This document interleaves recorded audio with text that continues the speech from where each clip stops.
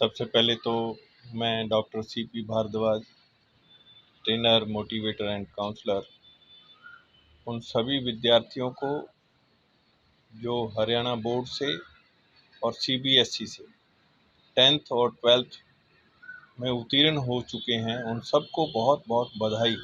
विशेषकर वही बच्चे जो टॉप पे आए हैं, उनको और भी बधाई। लेकिन इसके साथ साथ कुछ बच्चे आशानुकूल यदि अंक नहीं भी ले पाए तो उन्हें निराश होने की जरूरत नहीं है।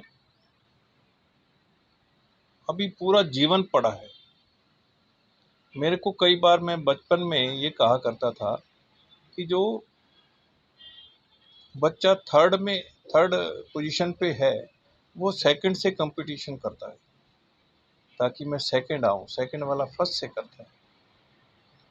तो इसी तरह से अगर जो उत्तीर्ण नहीं हो पाए किसी भी कारण से, मैं कई बार इंटरव्यू पे जाता था तो वो कहता कि आपके नंबर कम क्यों आए।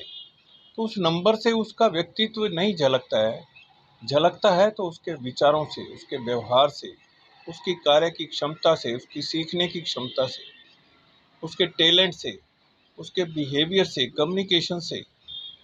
ये भी क्राइटेरिया है व्यक्ति को जज करने के लिए, केवल परसेंटेज नहीं। मान लीजिए एग्ज़ाम के दिनों में कोई बीमार हो गया या घर में उनके कोई दुर्घटना हो गई जिसकी वजह से उसकी कंसंट्रेशन भंग हो गई और उसमें आए हुए मार्क्स कम हैं, तो ये नहीं कि वो नालायक है, वो होशियार नहीं है। कितने लोग ऐसे हैं जो वैसे तो 45% 50% नंबर लेने वाले हैं, लेकिन जीवन में सफल व्यक्तियों की सूची में आते हैं। मैं इस पे ज़्यादा समय नहीं दूंगा।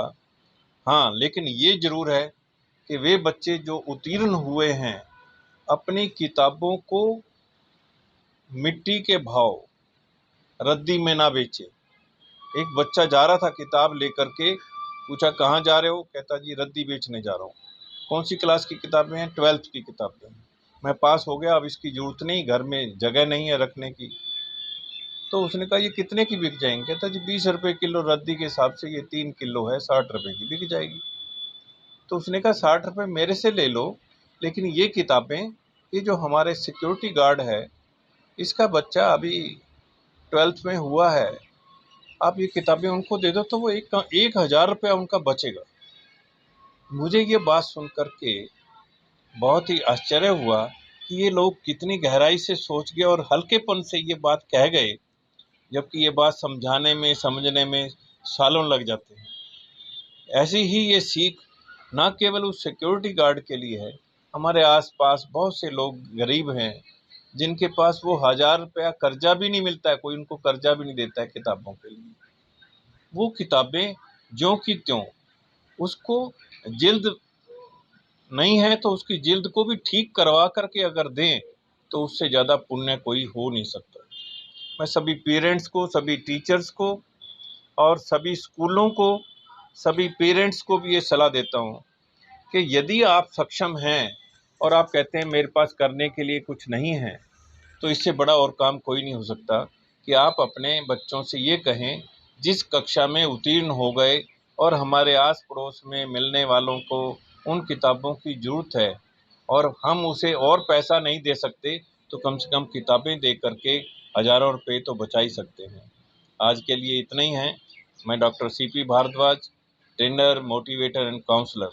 और एक बात और कहना चाहूँगा कि वे बच्चे जो 12th कर चुके या 10th कर चुके हैं, वो अपना अगर लक्ष्य निर्धारित नहीं कर पाए किसी भी कारण से, और उनके उनके लक्ष्य में और पेरेंट्स और टीचर के लक्ष्य में यदि थोड़ा बहुत अंतर है, तो आप अपने काउंसलर मोटिवेटर से संपर्क कर सकते हैं, आप अपनी बात रख सकते हैं, ताकि वो आपके पेरेंट्स और टीचर को भी इस बात के लिए राज़ी कर पाए, ताकि आप और अच्छा प्रदर्शन कर पाएँ अपने जीवन में।